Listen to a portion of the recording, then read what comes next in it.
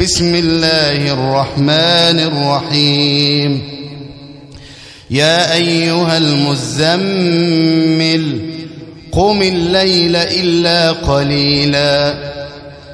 نصفه أو انقص منه قليلا أو زد عليه ورتل القرآن ترتيلا إنا سنلقي عليك قولا ثقيلا إن ناشئة الليل هي أشد وطئا وأقوم قيلا إن لك في النهار سبحا طويلا واذكر اسم ربك وتبتل إليه تبتيلا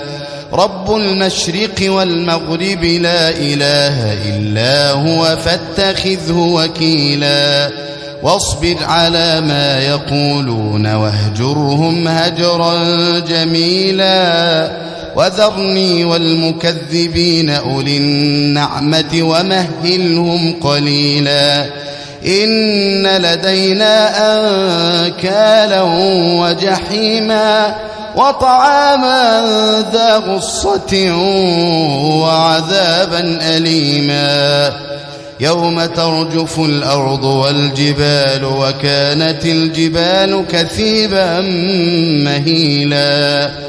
إنا أرسلنا إليكم رسولا شاهدا عليكم كما أرسلنا إلى فرعون رسولا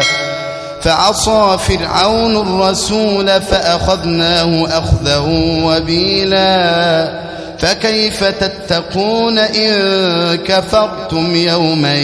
يجعل الولدان شيبا السماء منفطر به كان وعده مفعولا إن هذه تذكرة فمن شاء اتخذ